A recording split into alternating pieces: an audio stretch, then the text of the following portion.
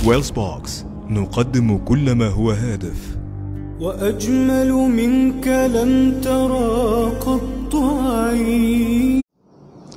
Assalamualaikum warahmatullahi wabarakatuh. Alhamdulillah, bersyukur pada Allah SWT.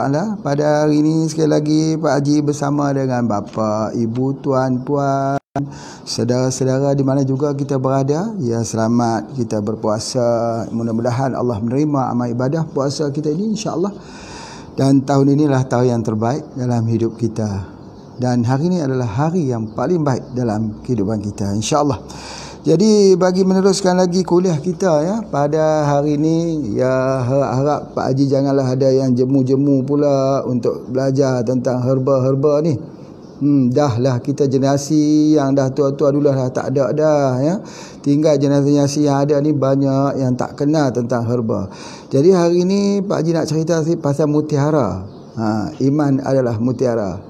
Mutiara lah. Mutiara apa tu? Ini rumput mutiara.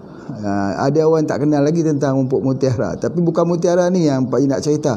Tapi ceritalah dulu sebelum cerita pasal mutiara yang sebenar. Rumput mutiara ini atau orang panggil juga dengan lidah ular, digunakan untuk demam. Ya, kebanyakannya demam, kita rebus dia sampai mendidih, lepas tu kita tutup api dia, lepas tu dimasukkan dengan gula merah. Kemudian kita minumlah airnya. Sama juga kita buat dengan pokok temulawak. Temulawak pun macam tu juga. Temulawak tu kita ambil dia, kita potong-potong, kita rebus sampai mendidih. Bila dia mendidih, kita tutup api dia, kita masukkan dengan gula merah, lepas tu kita boleh minum. Masya-Allah, itu adalah terbaik untuk hati juga. Temulawak untuk hati. Tapi hari ni Pak Haji nak cerita lagi pasal mutiara ni. Jadi duk cari mutiara ni ya bukan yang senang juga mutiara ya. Mutiara ni ada berbagai jenis. Sepanjang usia Pak Haji ni, Pak Haji pernah nampak mutiara yang paling besar. Besar mana? Besar mana? Besar buah kelapa. Adakah mutiara besar buah kelapa ni? Ada. Dia ambil daripada Laut Arab. Dihadiahkan kepada kerajaan Majapahit di suatu masa dahulu. Jadi Alhamdulillah Pak Haji sempat untuk pergi ke tempat penyimpanan khazanah kerajaan Majapahit, di mana dia menunjukkan sebuah mutiara besar yang diambil daripada Laut Arab. Entah tahun ke berapa, tak bolehlah kita nak bacanya. Masya-Allah ya. Baik, yang biasanya kalau Pak Haji selalunya ambil mutiara ni di pasar Filipin. Mana tu pasar Filipin? Pasar Filipin iaitu di Sabah. GM kita lah, pergi dengan GM kita dekat Sabah tu ada pasar Filipin menjual mutiara-mutiara yang banyak. Jadi di situlah yang diambilnya mutiara. Ada yang elok-elok dan ada berbeza warnanya. Sepanjang hidup Pak Haji telah diberikan satu hadiah mutiara yang paling cantik sekali, iaitu yang Pak Haji dapat di Irian Jaya. Masya-Allah. Ya, di mana orang kampung budi bahasanya tinggi ya. Kadang-kadang kita pergi jauh-jauh, apa sebutannya, dia kata, Pak Haji aku tak ada apa yang nak mengingatkan aku kepada Pak Haji, ambillah dia punya mutiara hitam yang aku ambil ni. Oh masya-Allah, mereka menyelam. Mereka adalah orang yang boleh menyelam di dalam laut untuk mengambil mutiara ni. Masya-Allah. Ada yang warna putih, ada yang berwarna sikit pink ya, pink, dan ada yang berwarna hitam. Perbezaan warna-warna ini adalah untuk tujuan pengobatan yang berbeza. Kalau tak salah Pak Haji dalam 3 tahun 4 tahun yang lepas, Pak Haji sempat pergi ke Laut Andaman. Laut Andaman. Di mana Laut Andaman ya? Laut Andaman ni di antara Thailand, Indonesia dan juga Malaysia. Dekat sebuah pulau ya, iaitu di mana pulau itu ya? Di Krabi. Dekat dengan satu tempat namanya Krabi di Thailand. Apa khabar orang kita di Thailand yang menyaksikan Pak Haji pada hari ini? Pak Haji dah sampai di situ, di Krabi tersebut. Kita pergi di sebuah pulau ya, di sebuah pulau. Di situ ada juga banyak mutiara, masya-Allah. Dan hari ada banyak juga mutiara yang dipelihara. Tetapi apa yang Pak Haji nak sebutkan ialah pengobatan menggunakan mutiara ini. Masya-Allah, hebat. Boleh tak mutiara ni dijadikan obat? Selalunya orang guna mutiara buat Apa ni? Dia buat sebagai kalung, buat rantai, atau orang pakai dekat sini. Kalau kita tanya dia sebab apa dia pakai tu, dia kata nak bagi sejuk badan. Betul. Mutiara ni memang dia sejuk badan.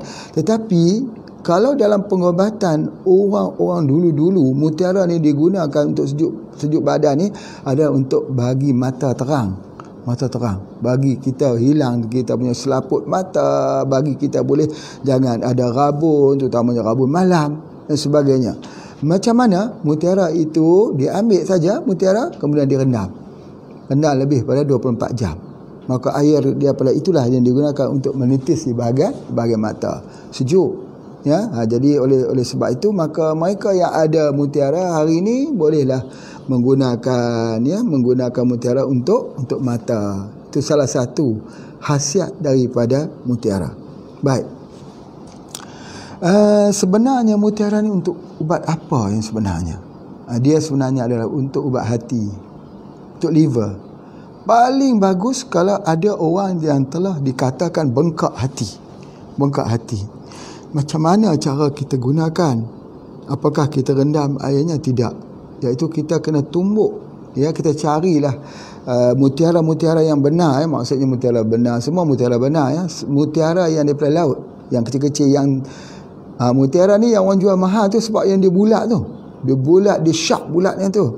Lagi besar, kemudian dia bulatnya, warnanya, itu yang jadi makin mahal. Tetapi kita ambil lah mutiara-mutiara yang murah-murah tu. Kita tumbuk jadikan serbuk sikit saja. Serbuknya sikit saja. Pak Haji kira lebih kurang dalam setengah sudu kecil tu, setengah senduk kecil tu, yang kecil tu yang kita buat senduk teh tu. Jadi ataupun sudu teh tu kita ambil di hujungnya sedikit ataupun setengahnya itu, lalu dibancuh ke dalam air, lalu diminum. Itu sangat baik untuk hati, untuk liver. Banyak orang tidak tahu bahawa banyak masalah yang datang pada masalah hati. Semalam kita telah bicarakan, sebelum ini kita telah bicarakan tentang detoksifikasi. Bagaimana detoksifikasi itu bermula daripada hati, daripada liver. Tetapi yang Pak Haji nak sebutkan ini, dia bukan hanya mempengaruhi kepada hati yang kita panggil liver tu, tetapi dia pergi kepada apa yang disebut sebagai perasaan hati tersebut, iaitu jantung hati. Di mana jantung hati? Kita tahu bahawa orang kalau ada masalah hati, kita boleh lihat begini. Macam mana kita nak tentukan orang tu ada masalah hati ataupun tidak? Mudah saja. Kita boleh tengok fizikal dan kita boleh tengok yang sebut metafisik. Apa yang katakan fizikal? Orang tu kembung selalu. Yang kedua, bahagian perut dia tu buncit. Sebab hati itu membengkak. Bila hati itu membengkak, perut dia tu agak sikit membuncit, busung sikit dia punya perutnya. Sebab itu lilitan perutnya ini sangat penting. Kalau begitu kita ambil satu tali panjang, kita lilit di bahagian pinggangnya sampai bertemu di bahagian pusatnya. Daripada pusat tu kita berdiri, kita ukur sampai ke bawah. Ketika kita berdiri itu, yang mana lebih panjang? Lilitan pinggang kita ataupun kita punya berdiri itu lebih tinggi. Jadi kita ukurlah. Kalau ada tali tersebut, bila kita pegang di pusar, kita letak sampai ke bawah, ada lebih sampai ke bumi lebih, berartinya dia akan ada masalah di bahagian hati. Ini hati-hati, masalah hati. Baik, alhamdulillah. Jadi pada hari ini Pak Haji nak sebut lagi, kalau masalah hati yang serius itu, kita boleh tak gunakan ni? Okey, yang pertama sekali Pak Haji nak sebutkan ialah tentang orang yang ada bengkak hati ni.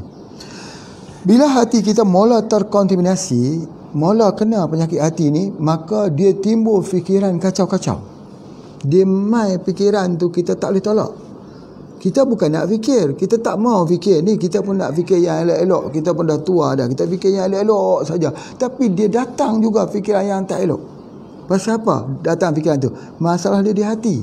Sebab itu dalam pengubatan herba, soalan yang kita tanya kepada seseorang, kita nak tengok dia ada masalah hati atau tidak, kita akan bertanya dekat dia, datang tak fikiran yang orang kata yang negatif-negatif?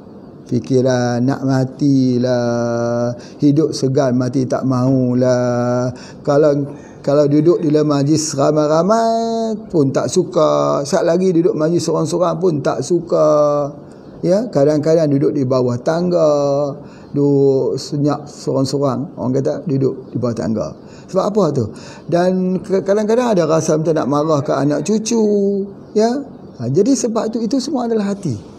Itu adalah masalah hati. Dan kalau masalah hati itu menjadi semakin kuat, maka dia akan jadi hipotensi. Itu dia punya ending dia. Dia pergi ke saraf. Nanti akan Pak Haji membahaskan lagi tentang masalah hati ini, insya-Allah. Baik, kemudian jadi kita faham bahawa penggunaan daripada mutiara ini ialah untuk menghilangkan resah. Resah tu kalau dalam teori 4 unsur, tanah, air, api, angin, dia adalah unsur panah. Sama ada dia jadi angin ataupun dia unsur api. Bila dia jadi panah, dia resah. Bila dia jadi resah, dia tak gembira. Dan kulitnya kebanyakan, ya, kulitnya itu akan jadi banyak berminyak dan berjerawat. Muka dia berjerawat banyak. Ini adalah salah satu. Ya, kita tahu bahawa bila ada masalah hati ini, dia pergi ke organ-organ hujung. Ada masalah di rambut kita, gugur. Gugur rambut kita. Sebab apa? Masalah hati. Ada orang ada masalah hati yang tidak gugur rambut? Ada.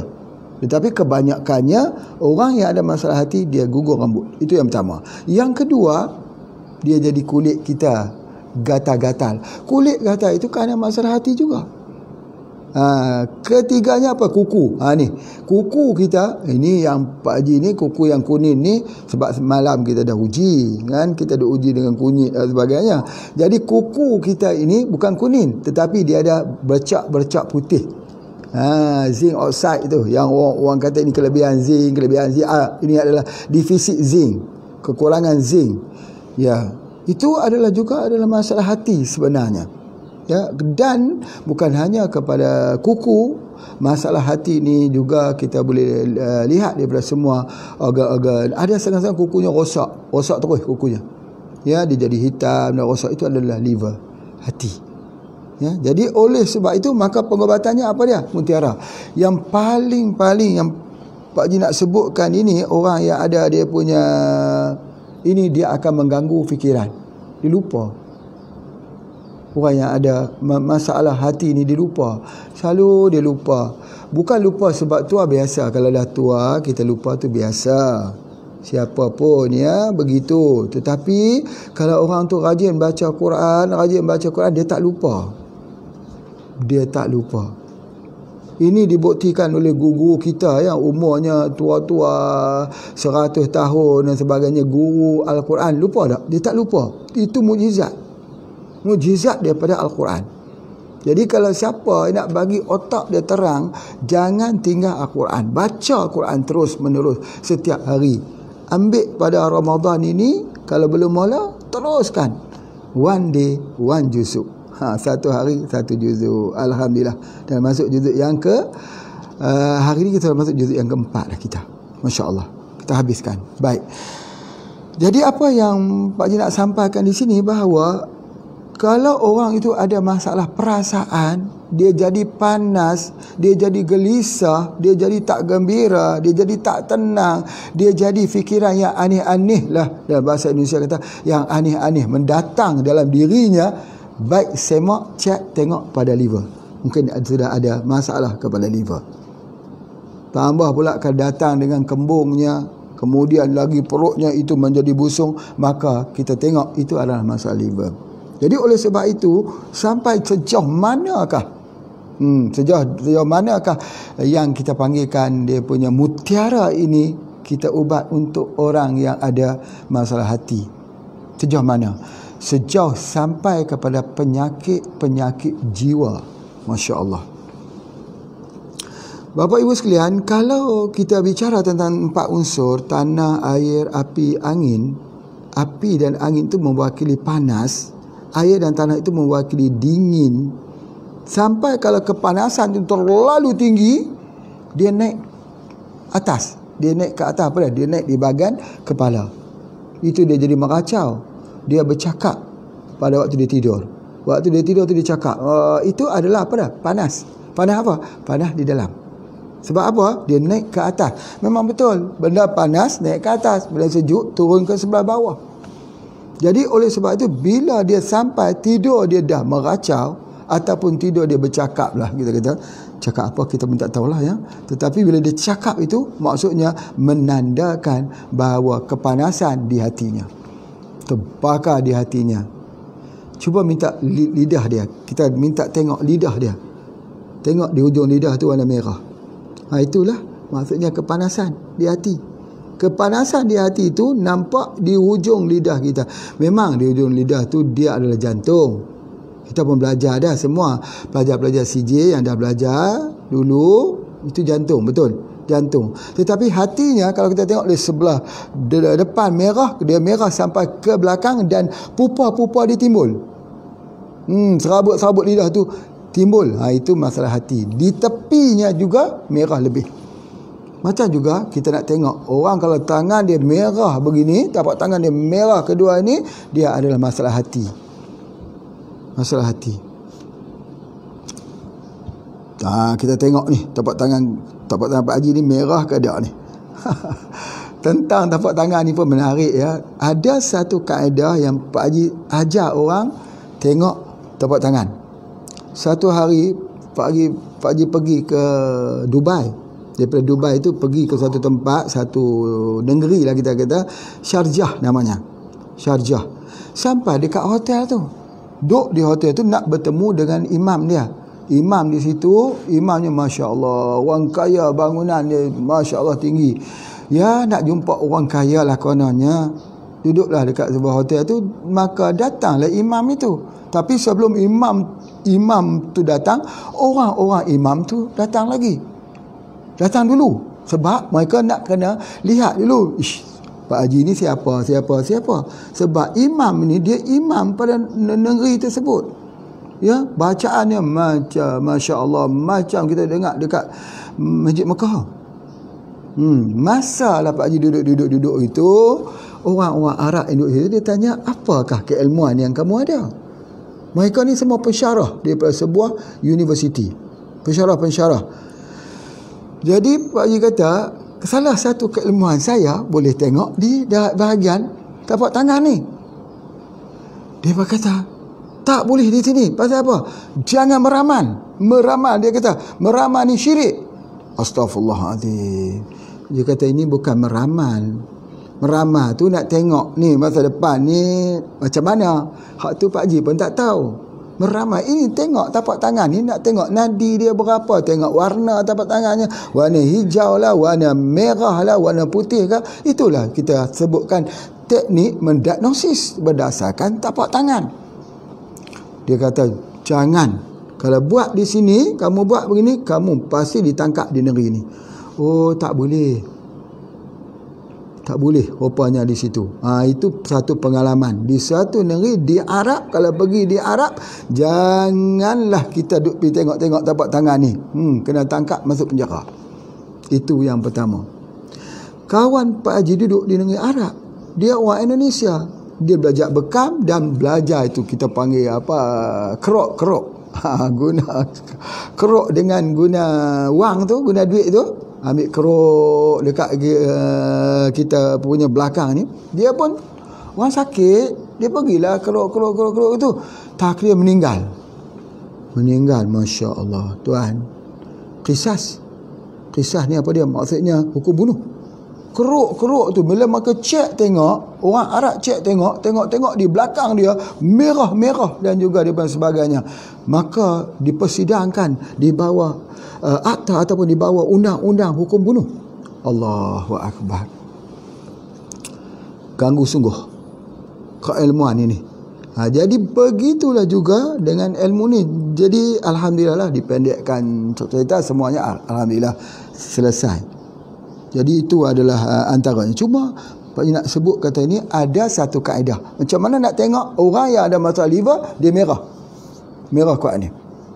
Begitu juga dia air kencing. Sebab itu dalam pengobatan Islam, boleh atau tidak kita melihat air kencing orang? Ini satu persoalan yang menarik. boleh atau tidak kita melihat air kencing orang sakit. Dalam pengobatan Islam, kita tak mau bicara tentang pengobatan hari ini. Pengobatan hari ini pengobatan daripada barat. Soalannya, dalam pengobatan Islam, boleh atau tidak kita melihat air kencing orang sakit?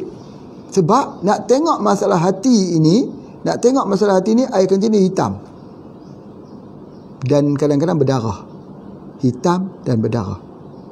Kalau kita tengok air kencing tu dah mulai hitam dan berdarah, maka itu adalah masalah hati. Sebab sudah berlaku pendarahan. Kalau air kencingnya berbuih, itu masalah ginjal. Ya, masalah buah pinggang. Kalau air kencingnya tak bau urin, itu masalah ginjal. Itu adalah antaranya. Jadi dalam Islam menyatakan boleh bagi seorang perawat melihat air kencing. Sebab salah satu metode ya, bahasa Indonesia panggil metode untuk menentukan penyakit dengan melihat air kencing. Boleh. Hujahnya di mana? Alasannya di mana? Ini pernah berlaku kepada Umar Ibn Aziz.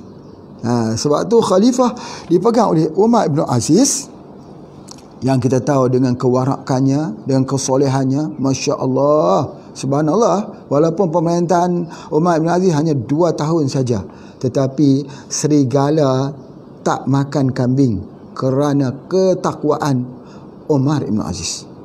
Orang yang gembala kambing mengetahui bahawa hari itu adalah hari kematian Umar Ibn Aziz bila dia tengok serigala telah makan kambingnya. Nak cerita bahawa betapa solehnya. Baik, Umar bin Aziz ini membenarkan seorang tabib untuk melihat air kencingnya. Bila dia membenarkan itu, jadi menjadi rujukan.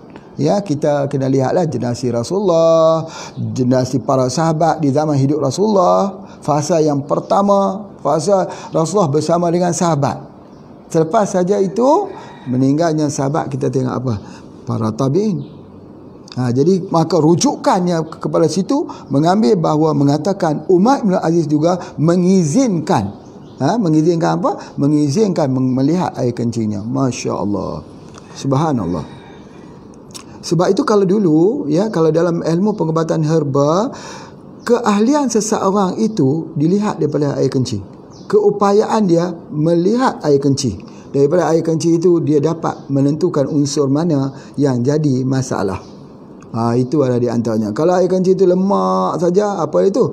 Nak tengok dia ada albumin ke, tak ada albumin ke, ya, ada masalah kerosakan ginjal atau tidak. Masya Allah. Ini yang Pak Haji nak sebutkan bahawa salah satu daripada fungsi mutiara ini kita tumbuk ya, kita tumbuk sedikit saja, sedikit seperti mana Pak Haji kata tu, dibancuh dalam air, tak payah masuk air panas. Tak payah masuk air panas pula. Ini bukan herba, ini mutiara. Tapi bagi halus betul-betul. Masuk dia ke dalam air biasa saja. Kacau, minum. Masya Allah. Ya, itu sangat-sangat baik untuk ingatan. Ada satu lagi ya. Satu lagi iaitu kalau kita tengok tanda-tanda simptom hati ni, kita katalah macam Pak Haji sebut tadi, ada masalah kuku, masalah rambut ya, dan juga sebagainya, dan dia buncit di bahagian perut ini, tak mau turun dia. Itu juga kita ambil mutiara. Mutiara sangat-sangat bagus kita ambil. Berapa kerap kita ambil mutiara ni? Sehari sekali saja, tidak boleh ambil banyak. Ya, jadi kita ambil, maka sehari sekali, kemudian berselang-selang hari. Sebab apa? Kalau kita ambil terlalu banyak, apa yang akan terjadi? Dingin. Jadi gitu, sejuk. Tak boleh, tubuh badan kita pun tak boleh terlalu sejuk.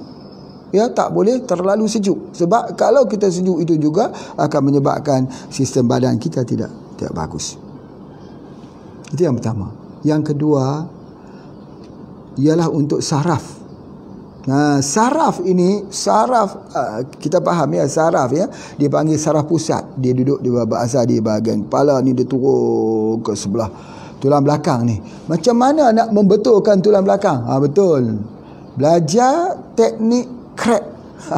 Pak Tata, apa khabar Pak Tata yang mengikuti program ini? Alhamdulillah, terima kasih. Salam Pak Haji untuk Dr. Zaidul Akbar ya, dan untuk Ustaz Fazlan dan juga untuk Ustaz Husin. Terkenang lah Pak Haji ni hari ni dah mula terkenang dah. Apa dia? Ketika kita pergi Irian Jaya dulu, bawa kubah ya. Masya Allah. Nanti minta pihak admin ya, pihak bahagian media untuk menunjukkan video bagaimana HBA bersama dengan Ustaz Fadlan ya, bersama dengan Ustaz Husin juga tidak lupa Ustaz Irham dan Pak Dadi dan Pak Agus. Pak Dadi dan Pak Dadang. Jangan lupa Pak Dadang dekat Bandung, apa khabar? Di Bandung ada 2 orang lagi, 3 orang lagi sahabat Pak Haji yang lama. Pak Dadang, Pak Dadan dan juga Pak Agus. Apa khabar semua? Dan semua ahli-ahli keluarga kita di sana ya. Ramai lagi sebenarnya ya yang daripada pesantren di sana. Allahu Akbar. Merindui sekali. Dulu banyak harinya Pak Haji berada di Bandung. Alhamdulillah. Pak Dadan yang suka menyanyi, menghiburkan, Masya Allah ya, terkenanglah di saat-saat tak boleh keluar ni, dan di saat-saat Pak Dadi sudah tidak bersama kita lagi. Masya Allah ya. Ini satu yang sikitlah terguris, bukan terguris lah, tersentuh di hati. Apa pun kita mengalir ya dengan takdir, apa yang Allah berikan pada kita mengalir saja seperti air. Teruskan saja. Kita semua akan pergi ke sana nanti insya-Allah. Yang penting perjalanan kita benar. Yang penting perjalanan kita ini satu kebahagiaan, satu yang indah. Indah di mana? Indah di hati, insya-Allah. Baik. Jadi cerita pasal mutiara ini juga seperti mana yang Pak Haji kata, saraf pusat tadi ni. Nak cerita pasal pembetulan tulang belakang. Dia ada masalah di saraf pusat. Saraf pusat ni dia daripada atas tu sampai dia turun ke bawah sekali, dia pergi sampai tulang yang terakhir dia panggil tulang koksik. Dan di antara 2 tulang di tengah-tengah ni pula, tulang dekat sini pula, apa tu? Kita panggil tulang taraib, tulang sulbi dan taraib. Ini adalah Al-Quran.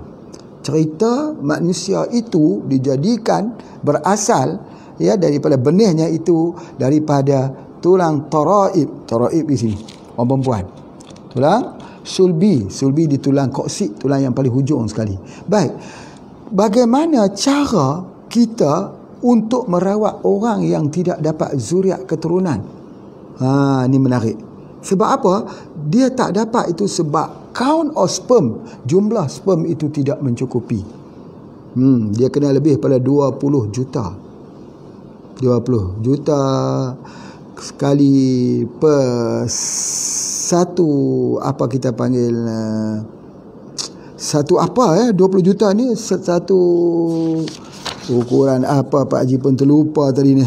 20 juta ini per 1 ml 1 ml itu dia kena dapat antara 20 hingga 100 juta. Tetapi dia tak dapat. Sebab apa? Sebab banyak faktor. Antaranya ialah masalah hati. Selalunya cuba kita perhati, orang kalau ada demam kuning saja masalah. Orang ada masalah hati ini seperti mana yang Pak Haji sebut, dia boleh pergi kepada hipertensi.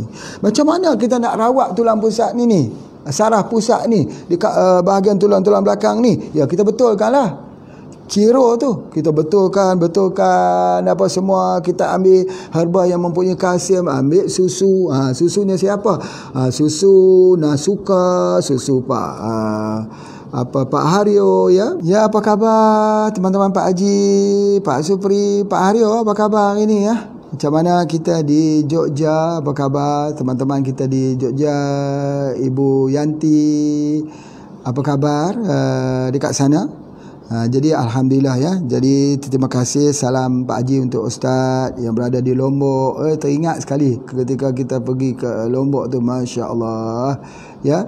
Jadi insya-Allah. Baik. Apa yang Pak Haji nak sebutkan tadi ni ialah tentang saraf. Tentang saraf pusat. Saraf pusat ni, ini dengar ni. Orang selalu duk kata saraf ni macam penyakit hantu. Pasal apa? Dia kata, Pak Haji, sekejap aku sakit tangan kanan, sekejap aku sakit tangan kiri. Kadang-kadang dia pergi ke bahagian belakang pula, belakang belah kiri. Lepas tu penyakit ni dia lari-lari lah hantu ni. Itu bukan hantu tu, itu saraf. Biasanya dia akan kebas ke ujung kaki, ujung tangan, dan dia akan sakit di bahagian kepala. Itu saraf namanya. Dulu jatuh kot, mungkin terjatuh. Jadi oleh sebab itu, maka cara nak betulkan saraf itu dengan mengambil mutiara. Itu yang Pak Haji nak sebutkan. Mutiara itu dia membetulkan saraf di saraf pusat. Masya Allah. Termasuk juga untuk kesuburan, count of sperm, jumlah sperm yang bagus, itu ada di antaranya. Kemudian baik.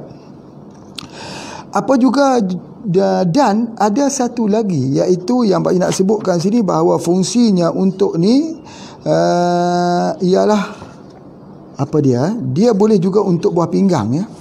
Untuk buah pinggang. Jadi bagi mereka yang telah pun belajar, ya, bahawa masalah buah pinggang ni masalah hemodialisis lah. Cuci buah pinggang. Kalau belum cuci lagi, kita guna apa? Pokok letup buah. Ataupun bahasa Jawa panggil, bahasa Indonesia panggil ciplukan. Guna ciplukan tu. Yang pokok, ya, bukan yang merambat, bukan. Yang pokok. Itu sangat baik untuk buah pinggang. Jadi kita juga menggunakan ini juga, ya, juga menggunakan kita gunakan daripada mutiara juga untuk buah pinggang. Tapi orang yang masalah buah pinggang ni tolong bekam. Orang yang masalah hati tolong bekam. Sebab hati ni dia akan jadi ada permasalahan dengan zat besi. Kita tahu bahawa zat besi bila dia berlebihan menunjukkan bahawa fungsi hati itu lemah. Macam mana cara nak keluarkan zat besi yang berlebihan? Al-hijamah, bekam. Allahu Akbar. Masya Allah. Betapa tingginya pengobatan Islam. Dia nak bagi fungsi hati kita sihat. Islam mengajak, Nabi suruh kita bekam. Bila kita bekam itu, yang berbaik-baiknya kita bekam di sebelah belakang kita lah, betul setentang dengan hati. Kita boleh tengok dekat belakang tu, kita boleh susun 6 itu, kita susun kat situ, hati. Baik, begitu juga dengan buah pinggang. Buah pinggang ini, kalau kita lazim ni maksud selalu lah, kita bekam di buah pinggang, insya-Allah kita tidak hemodialisis. Yang ni yang paling bagus sekali Pak Haji nak sebutkan. Dia duduk di antara T11 dan T12. CTL kita belajarkan. C tulang cervical, thoracic, dan tulang L di sebelah bawah itu. Dia duduk, tulang T itu ada 12, C ada 7, L ada 5. Yang sebelah bawah itu ada sakram, kemudian ada tulang koksid dia sebelah bawah tu. Tetapi tulang antara tulang T11 dan T12, tulang penghujung sebelah bawah tu, betul-betul dengan kita ukur, kita letakkan kita punya dua tangan ni, kita letakkan sebelah belakang ni, betul itulah. Maka bekam itu. Bekam di situ. Sebab ini yang kita nak faham ni. Kalau siapa belajar teori 5 unsur, tanah, air, api, angin, logam.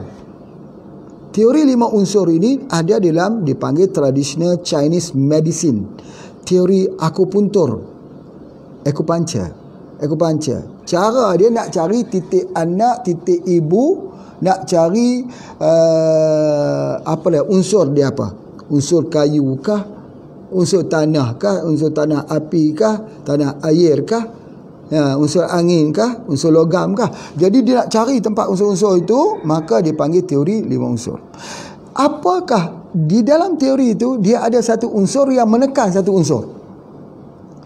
Ada satu unsur menekan satu unsur. Misalnya api. Kita lihat apakah api ini yang menekan air, unsur air. Jadi itu yang kita belajar. Tapi secara mudah saja, masalah di hati makan menekan di ginjal. Kebanyakannya orang tak sedar bahawa masalahnya di hati, rosaknya di ginjal. Tiba-tiba pergi hemodialisis. Bila dah pergi hemodialisis tu, cuci buah pinggang sampai bila? Sampai kapan-kapan. Kapan-kapan tu sampai bila-bila lah.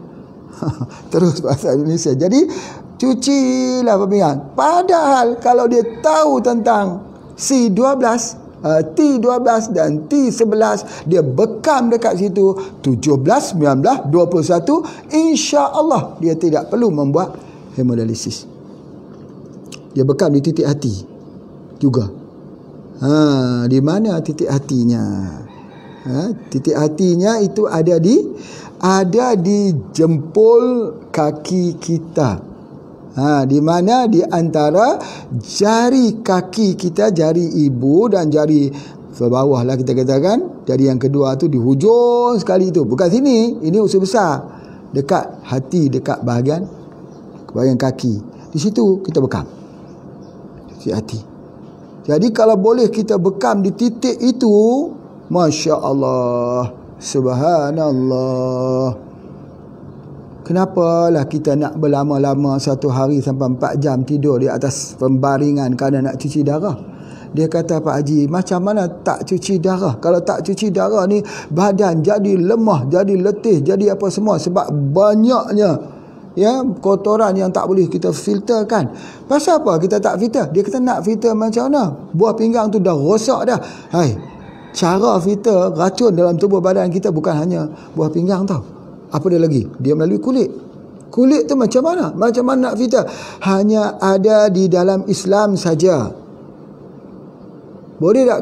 Kalau saya nak filterkan darah saya dengan saya pergi menderma darah, boleh tak? Tak boleh. Derma darah dengan bekam? Beza. Sangat-sangat berbeza. Bahasa Indonesia panggil berbeza. Apa dia? Keluar darah yang sama. Tak sama. Keluar darah melalui derma darah tu, dia keluar semua. Darah putih, dia keluar juga dengan darah merah. Keluar habis. Tetapi kalau dengan bekam ini, dia keluar darah-darah yang rosak. Kemudian bila dia keluar darah yang rosak, satu lagi, dia keluar zat besi yang berlebihan. Kenapa berlaku zat besi yang kelebihan? Itulah permasalahan hati.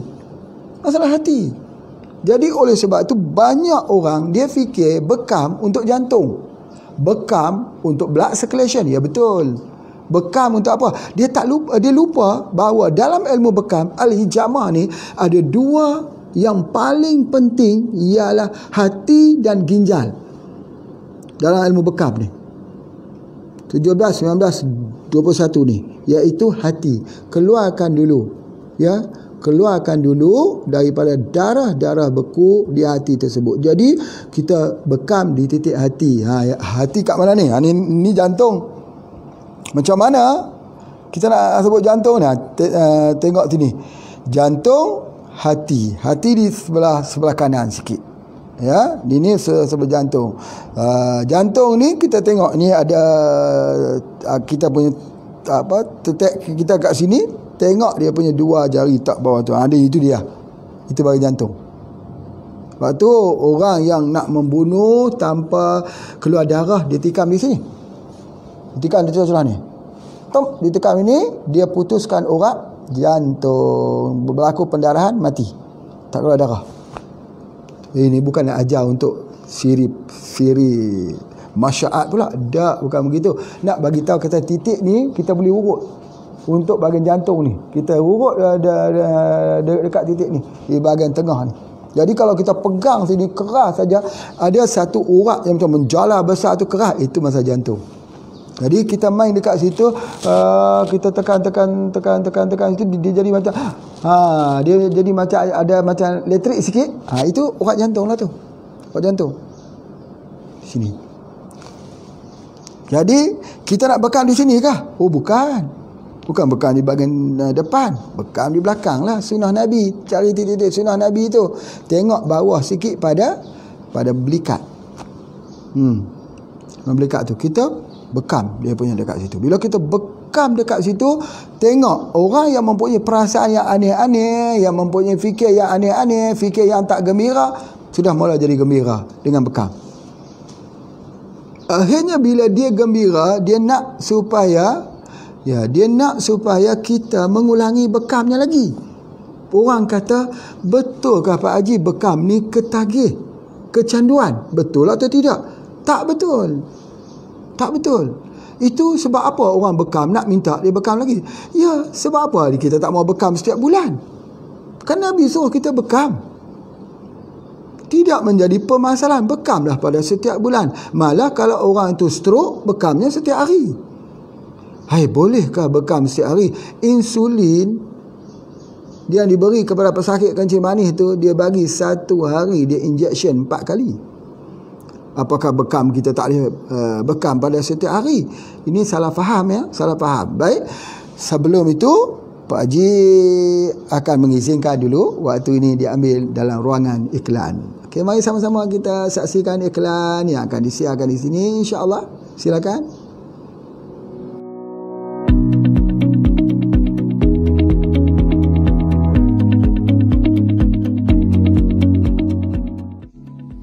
Tidak hanya isi buahnya, daunnya juga ternyata memiliki manfaat tersendiri. Buah tin, Ficus carica, tumbuhan istimewa disebut di dalam Al-Quran. Bismillahirrahmanirrahim. Wattini wazzaitun. Buah tin sendiri memiliki kandungan vitamin, mineral phytonutrient yang baik untuk tubuh. Antara 10 limpahan manfaat buah tin ialah menjaga kesihatan jantung, menjaga saluran pencernaan, mengatasi kurang darah, menjaga kesihatan tulang, baik untuk mata, rawatan tonsilitis, merawat saluran pernafasan, deep sleeping, memberikan tenaga dan meningkatkan immunity.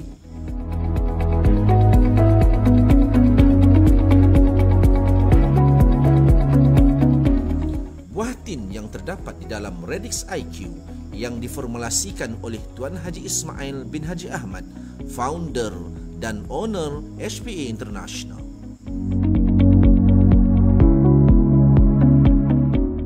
Dapatkan Radix IQ, keluaran HPA International. Ya, tentang bekam ini menariklah. Buat sikit tambahan bagi teman-teman yang belajar dalam ilmu bekam ya, ahli jamah.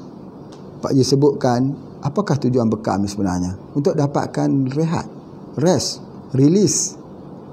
Supaya kita dapat tidur yang berkualitas, tidur yang berkualiti. Macam mana tu? Bekam di titik hati. Ingat, jangan lupa titik hati. Ya, kerana itu sangat-sangat penting. Yang kedua, jangan lupa di T11 dan T12. Titik ginjal ada 2 belah tu, kiri dan juga sebelah kanan. Jangan lupa di situ. Bekamlah, insya-Allah. Banyak kita dapat tolong orang. 2 asas itu, selain daripada titik-titik sunnah itu memang asas dah. Titik sunnah ya. Kemudian kita ambil di bahagian pinggang itu pun, itu juga adalah titik-titik yang seharusnya kita gunakan. Baik, alhamdulillah, syukur. Jadi oleh sebab itu, maka hati inilah yang menyebabkan dia rosaknya ginjal, sebab ada masalah hati. Memang betul lah, hati itu kan sebagai screen, sebagai filter untuk keluarkan racun dalam tubuh badan. Memang betul. Itu di antaranya. Baik. Begitu juga untuk darah tinggi ya. Darah tinggi, darah rendah. Ada seorang orang ni dia hantar kepada Pak Haji. Dia kata kadang-kadang darah jadi tinggi, kadang-kadang darah jadi rendah. Kami makan ubat ni tak menentu dah Pak Haji, dia kata. Makan-makan zat-zat dia darah rendah pula. Kadang-kadang dia makan jadi tinggi pula. Jadi darah rendah dan tinggi ni saling bergantian. Ini macam mana? Macam mana? Begitu juga dengan orang yang ada masalah kencing manis. Kadang-kadang gula tinggi, dah makan pula, dah gula rendah pula dah. Hyper jadi hypo. Ini yang tak difahami. Dan semalam ada orang juga dalam komentar itu, Pak Haji baca, dia kata, Pak Haji tolong cerita sikit tentang solar plexus. Wah, menarik ni. Jadi ada hubungan dengan solar plexus. Baik. Kalau kita belajar tentang ilmu iridologi, kita akan tengok jam pada jam pukul berapa. Mata belah mana ni? Pak Haji nak kena bayangkan dulu ni. Mata sebelah jantung lah. Mata sebelah kiri. Mata sebelah kiri itu ada lakuna, ada luka. Pada jam 3. Selalunya orang akan kata orang ni ada masalah jantung. Ingat ya, bagi mereka yang belajar iridologi, ingat pesanan Pak Haji dalam mazhab sijil yang kita lihat untuk jantung tu, tanda-tanda untuk jantung tu sebenarnya 80% bukan jantung. Tandanya pada tempat jantung, dia adalah solar plexus. Solar plexus pula ni macam mana cara ya? Kita tengok. Baik. Solar plexus ni dia datang daripada masalah hati. Kita selalu jadi apa orang panggil, kalau bahasa di tempat Pak Haji ni dia panggil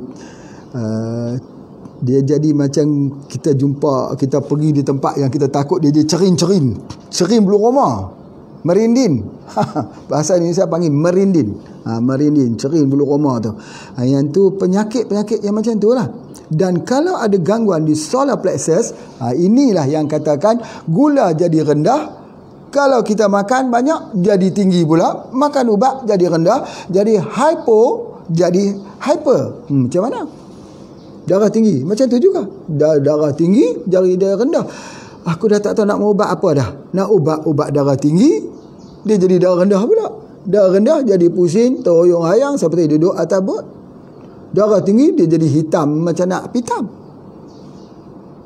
Sebenarnya nak ubat apa? Apa yang mesti kita ubah? Ini yang Pak Haji nak sampaikan ini, bahawa dia mesti dibetulkan balik. Apa dia? Mutiara. Ambil balik sebut mutiara. Dia jadi macam ni sebab kerana masalah di liver, di hati. Menarik sekali ni. Jadi insya-Allah Pak Haji rasa kalau kita dapat menggunakan ini, masya-Allah. Baik. Orang yang ada masalah hati ni dia cenderung nak jadi gemuk.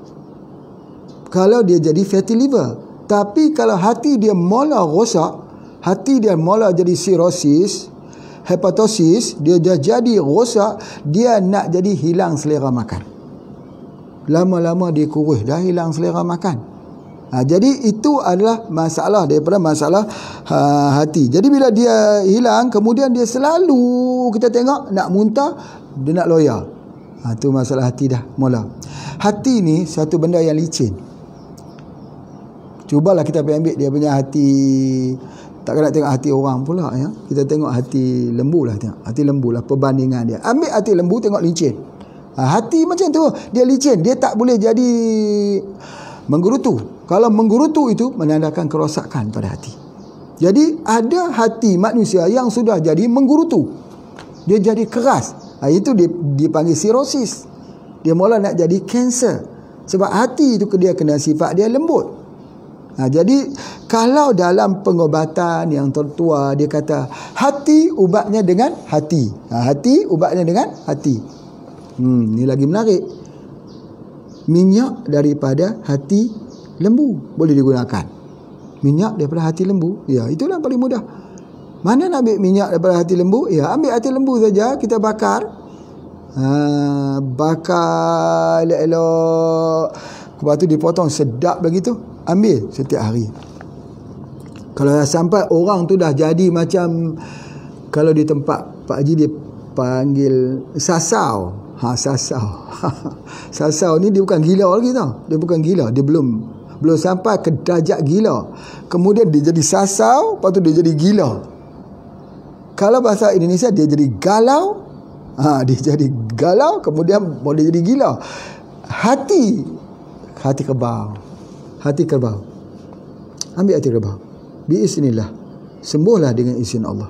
Ya, kalau belum sampai ke tahap sasau atau galau ini, ambillah hati lembu pun sudah memadai. Bakar dia, makan dia selama 40 hari. Eloklah hati itu balik. Allah buat dia jadi macam tu. Ya, hati diubat dengan hati. Masya Allah. Subhanallah ya. Itu adalah di antaranya. Kemudian seperti mana yang Pak Haji sebut bahawa masalah hati ni kita boleh nampak pada kulit. Bukan hanya pada tapak tangan jadi merah, tapak kaki pun merah. Bila tapak kaki merah tu menandakan bahawa hati. Lidah pun jadi merah. Jadi itu adalah di antaranya. Kemudian kulit-kulit juga menjadi merah. Dan yang paling penting ya, orang yang ada masalah hati ni, kalau bulan puasa lah, bulan puasa dia susah sikit dah, dia terik sikit. Pasal apa? Dia air liur dia tu kering, air liur dia tu kering, lebih kering pada orang lain, jadi dia lebih dahaga pada orang lain. Dahaga sebab apa? Dia kering dalam tubuh badan. Sebab masalahnya adalah masalah liver, dan dia selalunya akan jadi letih, dan dia ada kebas-kebas. Orang ni sampai kesemutan. Ada orang selalu datang, dia kata, Pak Haji, aku ni kesemutan. Kesemutan di bahagian mana? Sebelah kanan, sebelah kiri. Dia kata kedua belah itu aku kesemutan. Kedua belah itu tulang belakang. Sebelah saya Pak Haji, sebelah kanan. Itu hati. Itu hati. Kebanyakannya orang yang mula kesemutan di sebelah kanan itu adalah hati. Jadi oleh sebab itu maka kita kena ambil perhatian bahawa kalau berlaku begini, maka kita kena cepat-cepat merawatnya dan juga sebagainya. Jadi boleh kita gunakan ini antaranya. Baik. Boleh jadi hati ini dia rosak kerana hepatitis B, C, dia boleh kena penyakit hepatitis. Pak Haji dah sebut dah. Kalau kita baca dalam buku Jawi Medherb 1, 2, 3, Pak Haji pernah lupa duduk dalam buku mana yang Pak Haji tulis tu, ada cerita bagaimana merawat penyakit hepatitis. Hepatitis ni ingat, ada 3 herba kita yang paling bagus. Pertama pegaga, teh herba. Yang kedua spirulina. Yang ketiga ialah omega 3. Percampuran di antara ketiga ni, Masya Allah, untuk hepatitis dengan izin Allah. Tetapi sekarang yang lebih tinggi adalah SJ2, hanya satu jenis ya, bentuk kapsul untuk hepatitis. Jika kami guna embun pagi boleh tak? Boleh, untuk tujuan hepatitis. Baik. Yang kedua, boleh juga menyebabkan rosaknya masalah hati ini kerana ada masalah parasit dan juga bakteria. Parasit, bakteria ni racun lah, meracun. Kita kena ingat bahawa parasit, selain pada kita selalu sebut parasit tu macam cacing ya, itu juga penting sangat-sangat, bakteria. Jadi oleh sebab itu kalau kita di kampung dulu, cara nak berubat untuk orang kena penyakit cacing, penyakit cacing yang teruk ialah penyakit, kalau di tempat Pak Haji dia panggil untut. Untut tu apa dia? Kakinya besar. Itu untut. Atau kalau di Indonesia dia panggil kaki gajah. Kita pun orang panggil juga kaki gajah. Itu salah satu daripada nematod, salah satu daripada cacing. Ataupun dia jadi macam dia selalu sakit perut dan sebagainya. Itu adalah masalah cacing. Macam mana cara nak menghilangkan sakit cacing ni?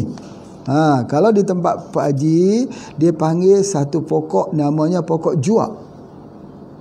Pokok juak itu pokok kasia. Pokok kasia itu pokok gelenggang lah. Pokok gelenggang kecil. Bunga dia kuning juga, tapi dia kecil. Dia ambil pucuk dia tu untuk buat ubat bagi lawas.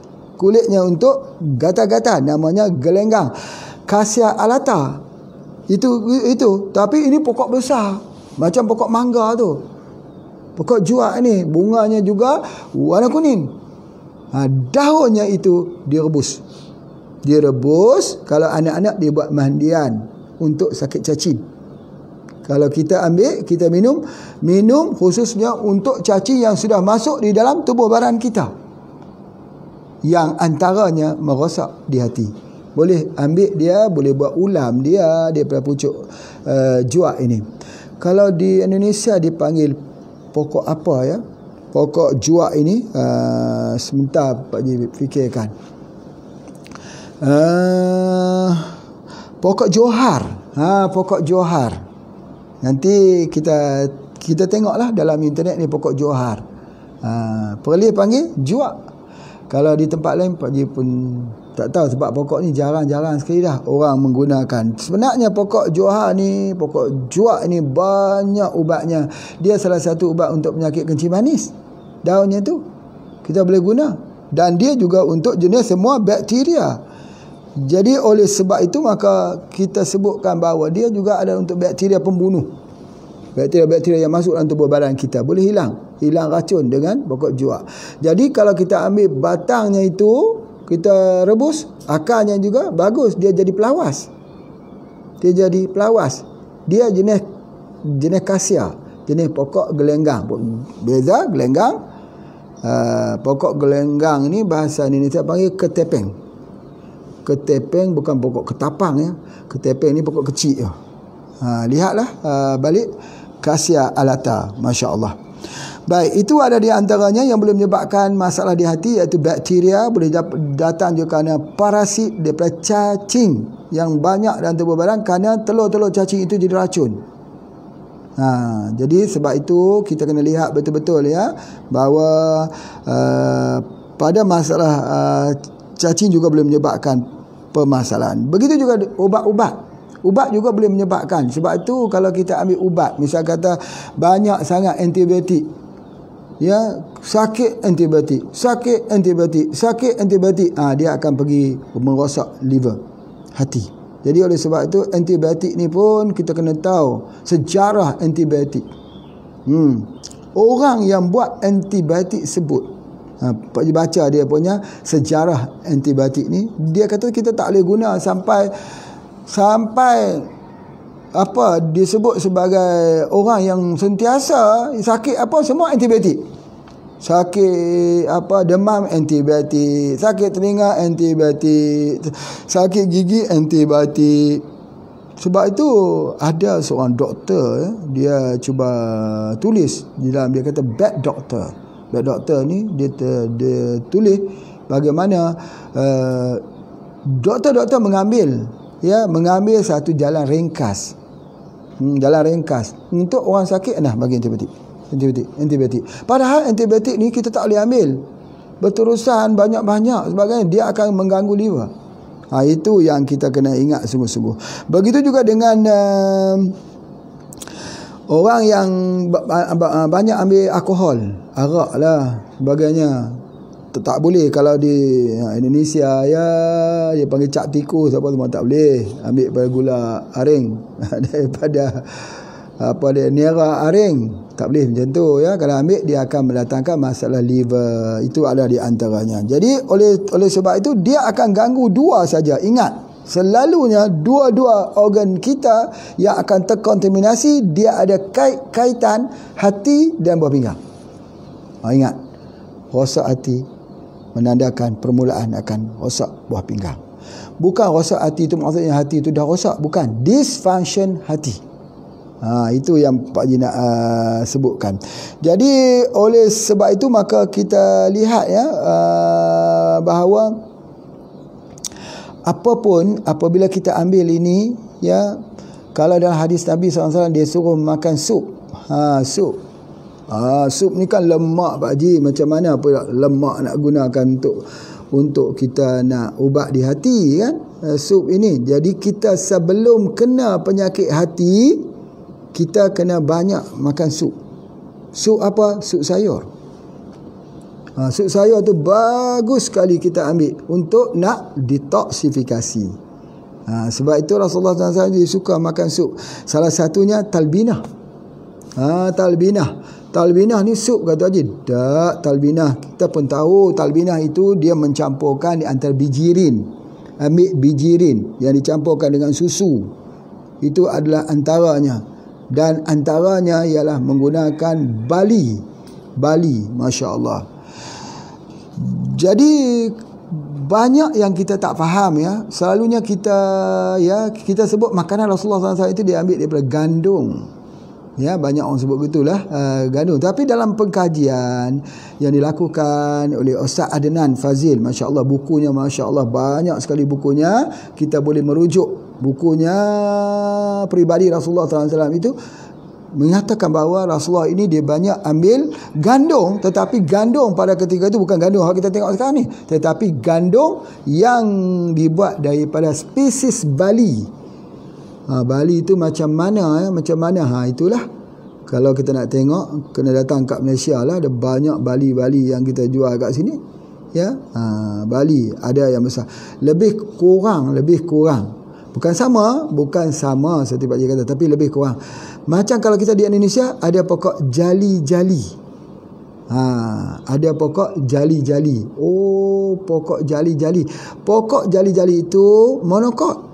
Monokot artinya apa? Dia diuretik, dia antipiretik, dia menghilangkan panas badan, dia untuk demam, dia untuk urinary, untuk buah pinggang. Tengok tu. Bila dia pergi ke buah pinggang saja, dia memperbaiki hati jali-jali. Itu adalah antaranya. Jadi itu adalah apa yang Pak Haji nak sebutkan, ialah dalam pengobatan itu dan sebagainya. Cumanya begini. Ada satu lagi pertanyaan yang selalu diberikan lah. Pak Haji ambil sikit kesempatan ni untuk nak menjawab pertanyaan-pertanyaan. Dia kata, herba ni kita nak masak dia tu, kita nak masak macam mana?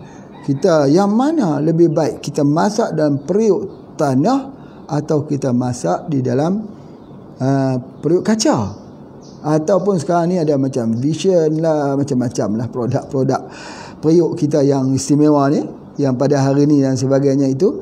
Baik, kita kena ingat macam ni. Ini yang art ini, yang semua beri fokus. Beri fokus apa yang Pak Haji nak sebut. Seni dia orang dulu. Seni dia semua ubat-ubat herba dimasak dalam periuk tanah. Soalan dia kenapa? Selalunya orang sebut ni, tengok periuk tanah ni dia lambat panas dan lambat hilang dia punya panas dia. Jadi bahannya itu tak merosakkan. Betul tak? Betul.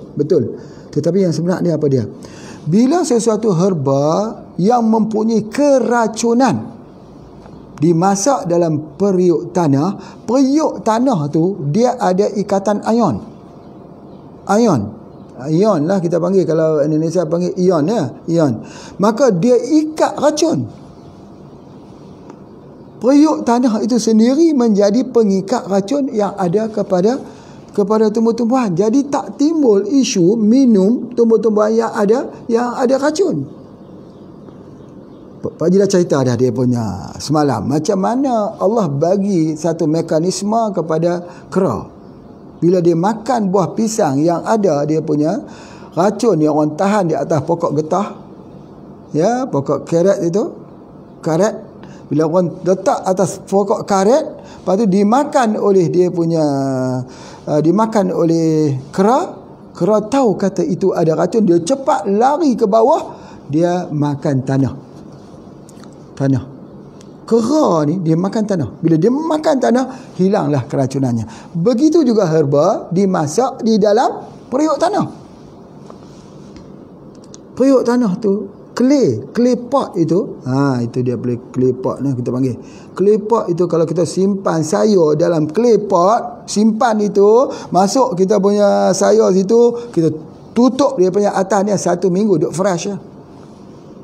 Kalau kita simpan sayur dalam peti sejuk lah kata, fresh, tapi fresh lembut, tapi ini fresh. Pasal apa? Kenapa periuk clay, periuk tanah, Indonesia panggil keramik, kenapa keramik ini dia boleh tidak, dia jadi preserve, dia jadi bahan untuk mengelakkan, kerana apa? Dia ada ion. Jadi oleh sebab itu manusia ni asal daripada tanah. Dia panggil tin. Tin ini iaitu tanah liat. Manusia ni pun asal daripada tanah liat. Jadi oleh sebab itu, maka bila kita masak obat-obatan ni, terbaiknya di dalam periuk tanah. Buka saja kapsul atau tak payah buka kapsul, masuk ke dalam periuk tanah, direbuskan. Begitu juga kita buat untuk ubat liver. Ubat liver ni kita kena ingat bahawa salah satu orang jadi obes ya, Pak Haji nak sebut ni adalah orang-orang yang obes ni. Jadi orang yang obes ni macam mana cara untuk dia nak kuruskan? InsyaAllah kurus. InsyaAllah kurus. Kalau Pak Haji bagi yang ni, semua dah jadi kurus insyaAllah. Tapi kena masak dalam periuk apa? Masak di dalam periuk tanah. Kalau bukan periuk tanah, periuk kaca tak boleh. Vision pun tak boleh. Ini bukan vision lagi, ya. Ini adalah mission. Jadi kita ambil daripada periuk tanah itu, kita masukkan 3 herba. Ini penting ni, dengar ni, tulis. Yang pertama, Laos tak pernah dengar herba Laos ni. Negara Laos pernah lah dengar. Laos, Kemboja, Vietnam. Laos itu panggilan di Indonesia. Di Malaysia panggil lengkuas. Oh, lengkuas. Lengkuas satu. Yang kedua apa dia? Kita gunakan kunyit. Kunyit, lengkuas. Elok lah ni. Nak masak apa pula ni? Kemudian yang ketiga daun salam. Inilah tujuan yang Pak Haji duk ambil daun salam tu. Cuba ambil tengok daun salam. Kita tengok. Ini dia. Ini nak bagi kurus badan. Tujuannya. Jadi ketiga-tiga kunyit mudah sangat kan? Kunyit campur dengan apa? Lengkuas campur dengan daun salam. Masya Allah, daun salam. Ni banyak ni daun salam ni dah siap dah ni. Daun salam. Jadi kita campur ketiga-tiga itu, kita rebus dalam periuk tanah. Bila kita rebus dalam periuk tanah, maka dengan sendirinya dia akan jadi ubat untuk rawat hati, liver kita. Bila dia rawat liver kita sihat, orang tu dia tak gemuk. Dia turun badan sihat ya. Tengok pula dah jadi kurus dah. Kita pun dah tak kenal dah. Tak kenal. Itu tengok macam gemuk. Macam Pak Haji dulu. Pak Haji dulu macam tu. Gemuk ya. Masa pergi ke Irian Jaya gemuk saja. Sampai di Irian Jaya, ni nak cerita sikit pada bapa ibu yang dengar ni. Menarik sungguh. Orang di Irian Jaya ni, Ustaz Fazlan ni, dia buat mandian. Dia kata, Pak Haji dah sampai di sini, Pak Haji kena mandi. Allah, mandi tak apa, biasa lah. Mandi dalam rumah. Tak, mandi depan rumah. Tu dia nak mandi depan rumah. Jadi orang ramai pula tu. Ramai lagi pada orang di Irian Jaya tu yang duduk tu. Makcik-makcik pun ada, pakcik-pakcik pun ada. Ramai nak kena mandi depan rumah. Cuba bayang dia macam mana. Lepas tu nak kena buat macam mana? Pakailah kain sarungnya, pakailah bajunya, duduklah depan rumah tu. Depan rumah tu dia masak. Dia masak herba. Dia masak yang Pak Haji lihat tu, sebab boleh tahu, sebab dia kata bila duduk dekat atas kursi tu, kita kena kacau dia, kucai dia tu, bagi dia keluar wap tu. Ada daun pisang, ada daun mangga. Yang lain tu wallahu alam, sebab daun di Irian Jaya yang dia dah rebus dah. Pak Haji pun tak tahu apa dia yang digunakan. Mandi depan orang ramai tu, dia ambil dia punya tikar mengkuang. Tikar mengkuang kan, tikar apa tak, tikar daun-daun tu lah. Dia buat itu, dia suruh kita duduk dalam tu, dia tutup dekat atas. Sauna lah maksud dia. Sauna. Jadi sauna ni memang bagus sungguh-sungguh. Ya Allah ya Rabbi, dia keluar keringat kita, dia keluar apa tu, Allah rasa ringan dah. Kemudian dia pesan, sampai di sini HP tak boleh guna. Handphone tak boleh guna. Sebab apa? Tak ada line. Allah, cuba bayang tengok. Kita yang duk tengok sehari 4 jam duk tengok handphone tu, tiba-tiba tinggal sebelah, kena mandi tu pula, duduk dalam keadaan Allahu Akbar. Seolah-olah macam tak mau balik. Nak duduk terus kat situ. Pasal apa? Hilang semua berat badan kita, semua tu hilang. Pak Haji dulu gemuk macam tu. Gemuk sungguh-sungguh. Dan dia sebagainya macam tu lah. Macam budak tu yang gemuk tu. Jadi kita gemuk macam tu. Jadi subhanallah, macam mana nak bagi kurus? Dan kita kena lihat bahawa orang perempuan 2 kali ganda gemuk daripada orang lelaki. Pasal apa orang perempuan lebih banyak gemuk pada orang lelaki? Wallahu alam. Itu tak bolehlah kita jawab ya. Jadi apa pun kita tengok kepada bahagian perut. Kalau orang perempuan dialah 80 cm. Kalau orang lelaki 90 cm.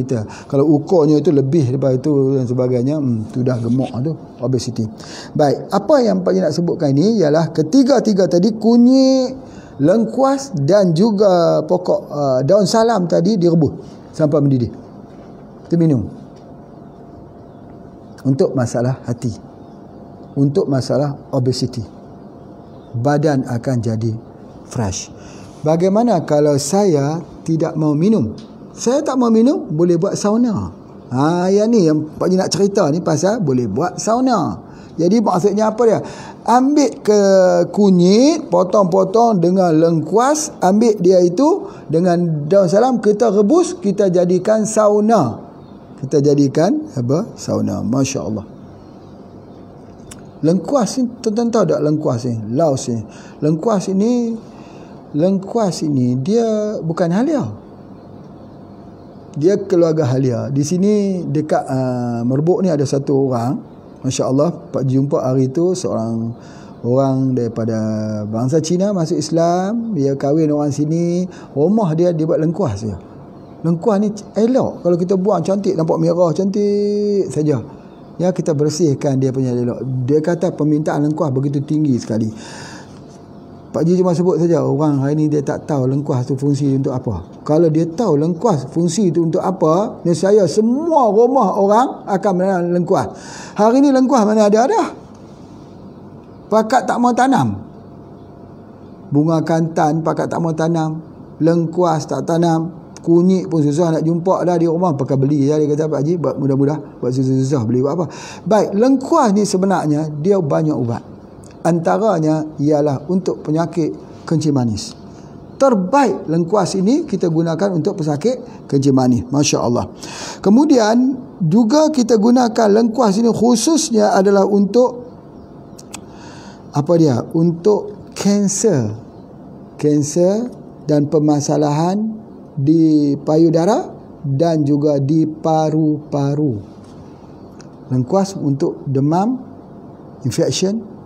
Lengkuas, kalau kita kata hari itu kita belajar halia, kita belajar kita belajar zanjabil. Zanjabil itu boleh jadi lengkuas.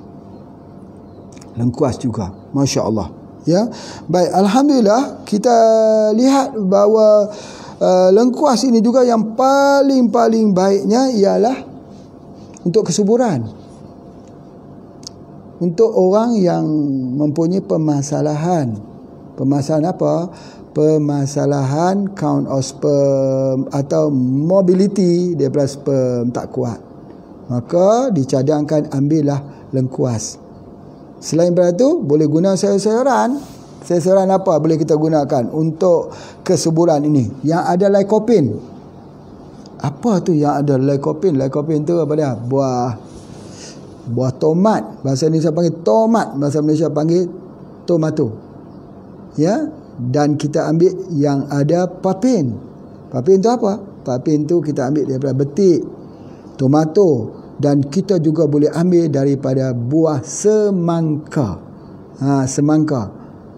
Semangka bukan buah nangka, buah tembikai bahasa Malaysia panggil, Indonesia panggil semangka. Jadi ada 3 buah yang Pak Haji pesan kat sini yang boleh meningkatkan mobility sperm dan juga count of sperm. Buah tembikai atau buah semangka, lycopene, ataupun kita ambil daripada buah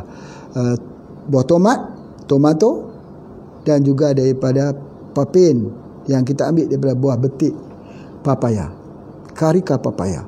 Kita ambil itu. Itu adalah herba yang sangat-sangat baik untuk count of sperm dan juga untuk mobility sperm tersebut. Masya Allah. Baik, jadi Pak Haji nak kembali semula kepada rumusan tentang daripada apa daripada mutiara ini tadi, ya, mutiara hitam, mutiara putih, yang mana yang lebih baik kita gunakan? Mutiara hitam ataupun yang putih? Yang hitam itu kita boleh juga gunakan yang terbaiknya, yang lebih sejuk ialah yang hitam.